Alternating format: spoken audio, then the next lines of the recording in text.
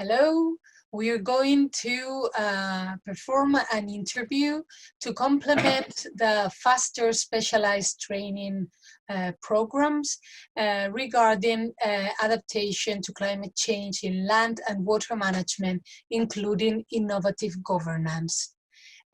Today we have a person with us that is going to share his experience, his work on adaptation to global change.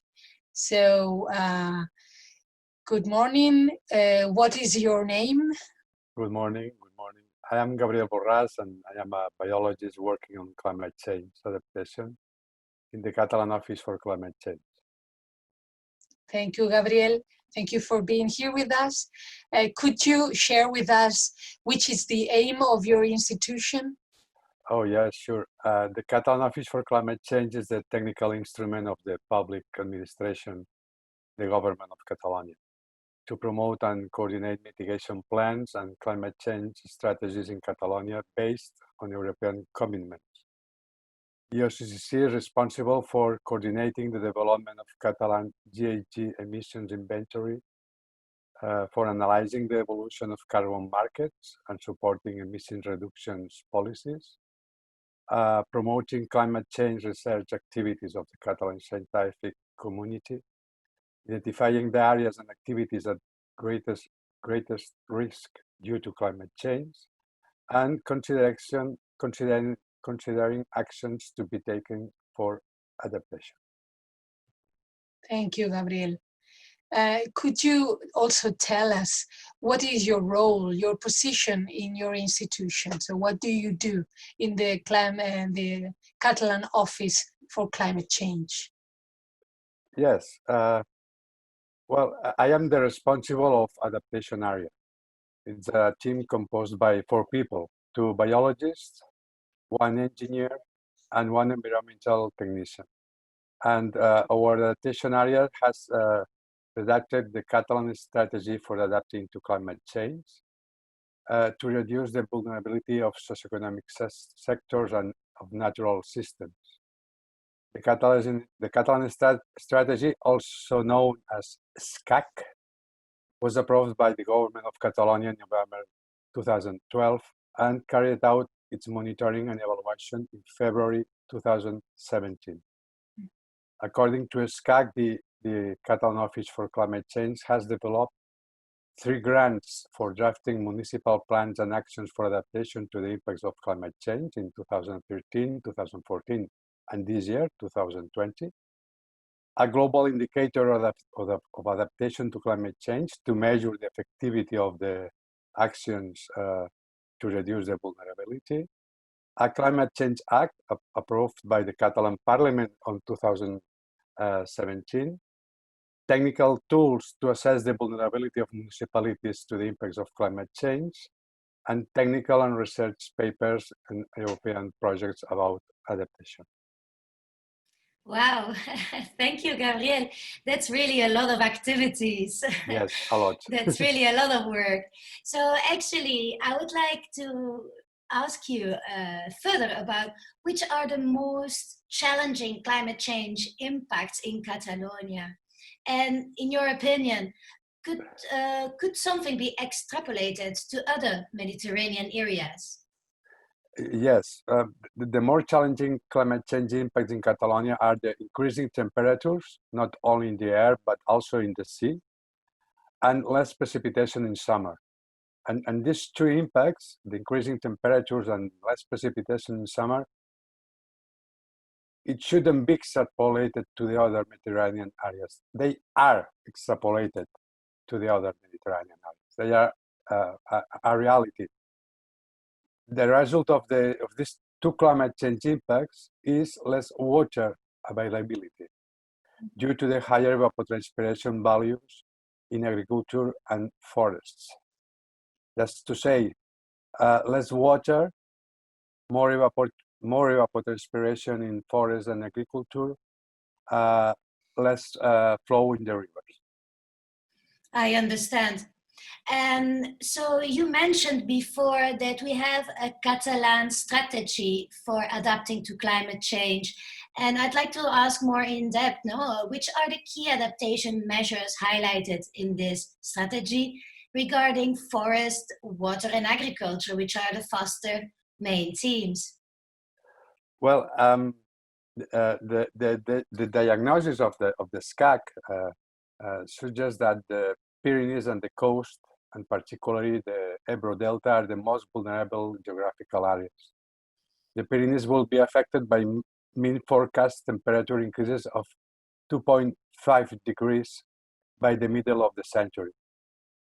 With respect to the coast, the rise in sea level, significant in the Ebro Delta, the increase in extreme weather phenomena, the changing heat wave patterns, and the concentration of population and infrastructure in this area are factors that increase the vulnerability of the coast. In the SCAC, we analyze the vulnerability of 11 natural systems and socioeconomic sectors, such as agriculture, biodiversity, water management, forestry, industry, trade and services, mobility and transport infrastructure, fishing, tourism, health, energy sector, and urban and planning hazard. And the water is the most vulnerable element with direct consequence for the other sectors. The forestry sector has the most knowledge on the impact of climate change, whereas the socioeconomic sectors either do not know about adaptation or do not include in the future strategies. Which are the main measures for farming, for example? We have a number of 15 measures in the SCAC to reduce the vulnerability of farming, and which are the main measures? 3 of them, for example: promote research at the Institute of Agri-Food Research and Technology, other research centers and university departments on the impact of efficient water use on productivity in irrigated and dry cultivation. Another one, incorporate, observe, and forecast climate change impacts in Catalonia, and in particular, the current deficiencies in guaranteeing water supply into agricultural irrigation planning. And the third one, favor the implementation of local agriculture through tax incentives in order to achieve sustainable agriculture. In the field of water cycle, water management, we have a total of 17 measures, and for me, the 3 more important measures are to apply financially sustainable measures to ensure the complete progressive restoration of ecosystems and management of the water cycle. The second one, implement the variable flow maintenance regime in the final section of the river Ebro in accordance with the proposal of the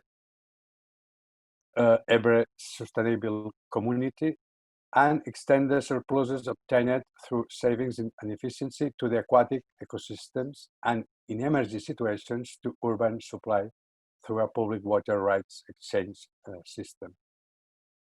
And for forestry, we have a total of 28 measures.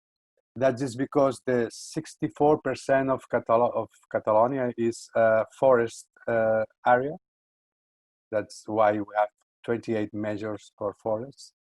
And the 3 more important for me are: promote the knowledge transfer in the sector regarding how climate change will affect forestry, integrate forestry planning into river basin planning, highlighting the importance of forests and their management to water, and boost energy obtained from local decentralized biomass centers through a specific assistance to the sector.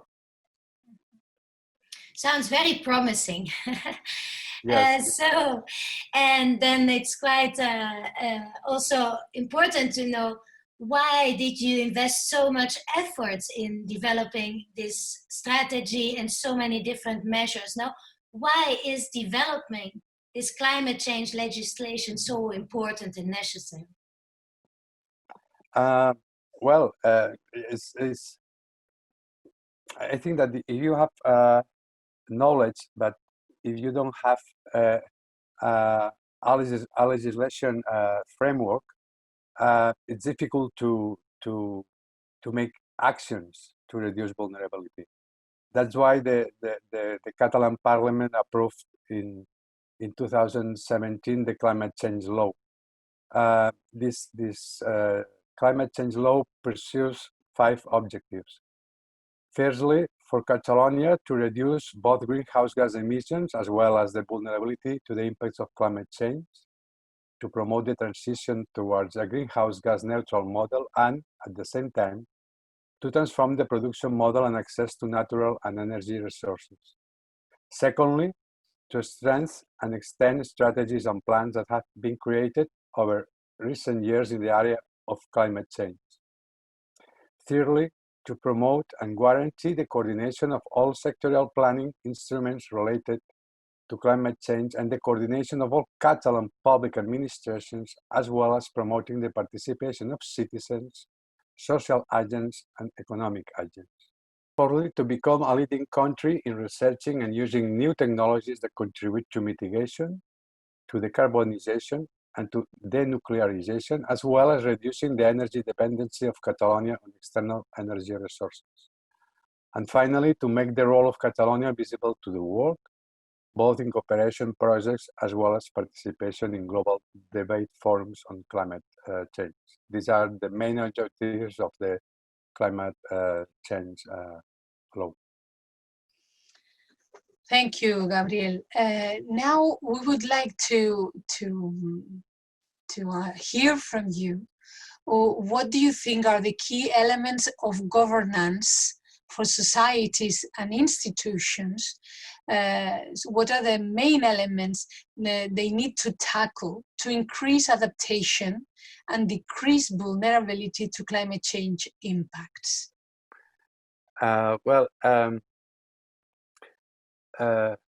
We have to know that the climate diagnosis, that's to say the determination of the impact, the associated risk and vulnerability, depends on the system, natural system or the socioeconomic sector, and the physical and socioeconomic size of the region studied. The same is true for determining the adaptation measures and actions to be taken. As a result, both evaluation of the impact of climate change and adaptation have a local regional component that distinguishes them from mitigation. Success in adapting to the impact of climate change will depend on the accuracy of the climate diagnosis and, more importantly, on the discussion of the measures and actions to be taken with local and regional agents. Global evaluation and recommendations must therefore be adapted to the regional and even local level, given the notable environmental and socioeconomic idiosyncrasies of each region. Then it's very important to distinguish mitigation from adaptation. Adaptation has this local and regional character, and not only the climate diagnosis, but also the adaptation actions must be studied at local and regional level. Really interesting point of view. And finally, we would like you to share with us some key message that you will bring forward to our Tunisian colleagues that are working on adaptation to climate change, including the innovative governance. So what would you share with them as a key message? Yes, I would share with them, with you, when you will see this video, that global change factors such as depopulation, abandonment of crops, loss of extensive livestock farming, and the lack of forestry management increase our exposure and sensitivity to the impact of climate change, and therefore our vulnerability. Increased risk of fire, episodes of forest decay, loss of agricultural and forestry resources, such as pastures, reduced generation of runoff, less blue water, more severe impacts during droughts, increase in pests, loves ecosystem regulation and provision of services. The worst measure for adaptation to the impact of climate change in relation to the availability of water resources is the lack of land management policies. It is essential these land management policies in instruments for regional and sectoral planning. This is a very real truth. That's very good.